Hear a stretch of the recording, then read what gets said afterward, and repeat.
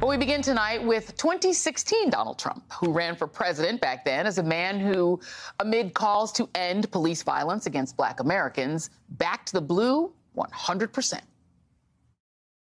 I am the big believer and admirer of the people in law enforcement, okay, from day one. When you see these thugs being thrown into the back of a paddy wagon, you just see them thrown in, rough. I said, please don't be too nice. First-term Trump was also a big proponent of using federal law enforcement, including the Department of Justice, to prosecute personal grievances. She should be locked up. She should. And if I win, I am going to ask my Attorney General to appoint a special prosecutor to look into her crimes, because what she did is a disgrace. I want them to do their job. I will get involved, and I'll get in there if I have to. Our Justice Department, which I try and stay away from, but at some point I won't. I have an Article 2 where I have the right to do whatever I want as president, but I don't even talk about that. Flash forward to today, in 2023, Trump is now the poster child for the defund the police movement, delegitimizing the Department of Justice, the FBI, and anyone who dares to question it.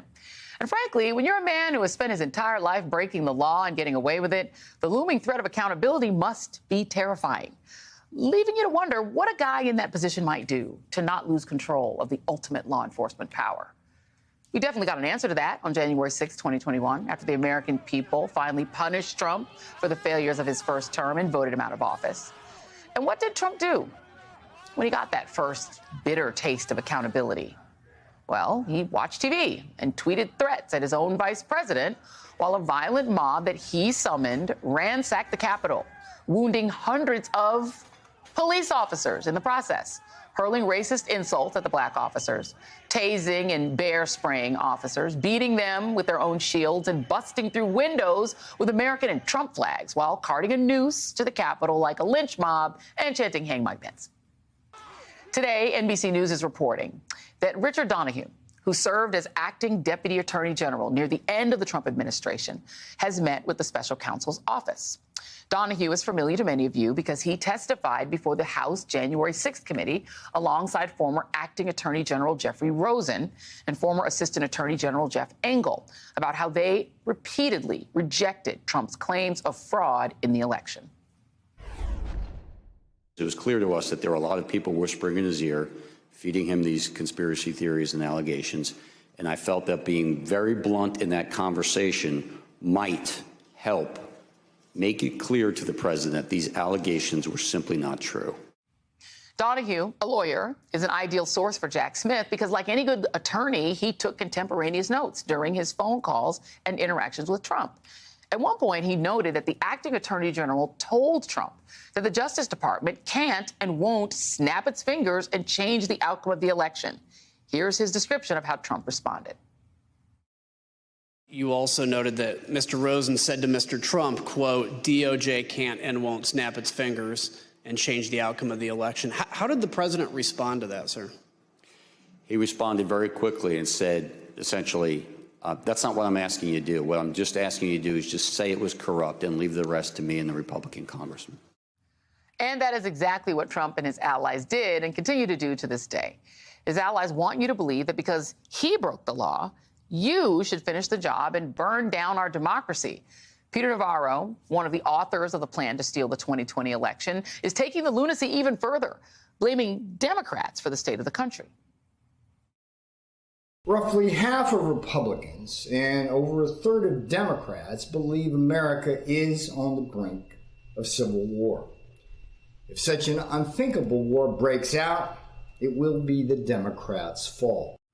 Well, so what Navarro seems to have zapped from his memory are the endless instances where he, Trump, and their allies repeatedly lied to the American people, including their own supporters, about the election and tried to install Donald Trump as a coup-backed president, which is why Trump is facing possibly his third indictment.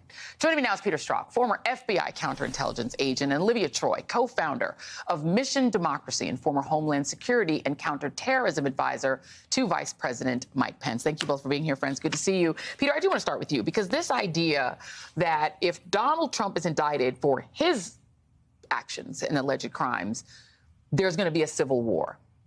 I don't know if there's any evidence of that, but what do you make of the idea of his people calling for civil war? Well, look, I mean, I think it's clear that Peter Navarro is nothing like other than a bully. He is entitled in his sort of contempt for the law. Keep in mind, he's been indicted twice with 2 counts of refusing to cooperate with Congress.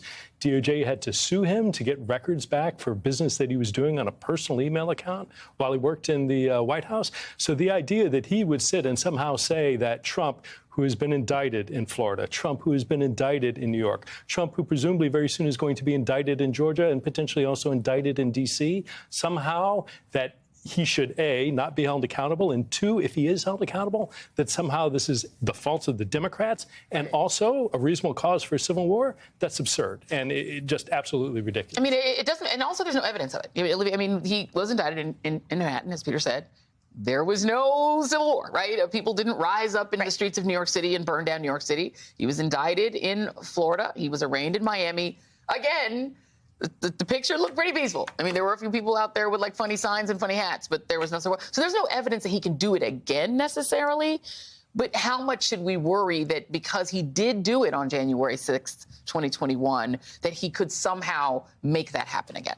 Well, I think the issue is that people like Peter Navarro and others are still out there trying to radicalize Americans, right? That's the point of this whole thing. And I almost feel like it's projection. It's the willingness and wanting it to happen, right? That's the issue, is that they want to see this happen in the United States. They kind of sort of thrive on it, and it backs their narrative. And it's also a way to kind of like express intimidation towards Americans and say, you know, given what's going on, the rule of law is prevailing right now, and we're in some serious trouble. But we want to push these narratives to create fear in communities, right? And speaking of the law and order narrative, that's what they did. That's what they did in the summer of 2020. I was there for that. They were pushing that sort of law and order, fear in suburban things.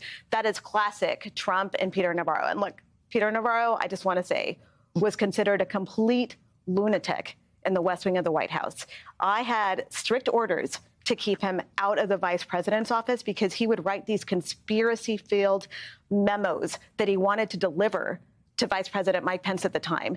And I was specifically ordered by the vice president's chief of staff to take those memos out of his hand and make sure that he never stepped foot in the office. That's the kind of individual that we're dealing with right now. Say more, though. Say more about that. Because, I mean, the reality is he is helping to write the planning for how Donald Trump would stay in office. So you're saying the vice president wanted him completely kept out. Yeah. How much influence did he have on the Trump side of that? Well, that's the issue, right? He would then take those memos and distribute them around the rest of the West Wing, try to get in Donald Trump's ear.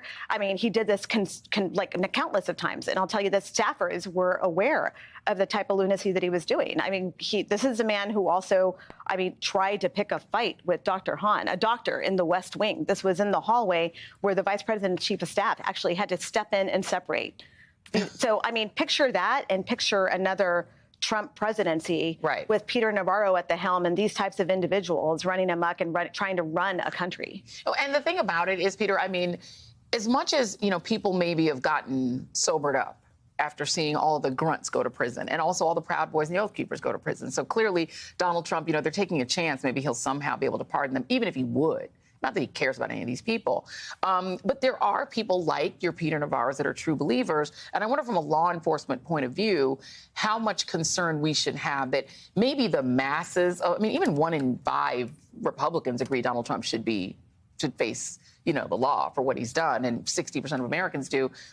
How concerned should law enforcement be that there are enough Peter Navarro types who might be willing to really do something on his behalf? Well, I think they have to be very concerned. Look, I think one of the benefits of all the January 6 prosecutions are they have served as a deterrent effect. That is part of the reason we didn't see violence in New York. That is part of the reason we didn't see violence down in Florida. But that doesn't eliminate the threat of somebody who is perhaps not, doesn't have all their mental faculties with them, that becomes radicalized and extremist. Not that they're acting as a part of big groups, group, but just one person or two people who decide to go out and get weapons, go out and get explosives and attack law enforcement, attack a courthouse, that's something you can't eliminate. And when you have people like Peter Navarro standing in front of some, $2 Constitution or Declaration of Independence behind him, spewing out this rhetoric, it is designed to fall upon the ears of people who might be inclined to be radicalized by it. And that is absolutely something that I'm certain people in the FBI, people in DHS, people in state and local law enforcement are worrying about every single day, because it's so almost impossible to predict if and when somebody will hear that and decide, okay, I'm going to take matters into my own hands and pursue a path of violence.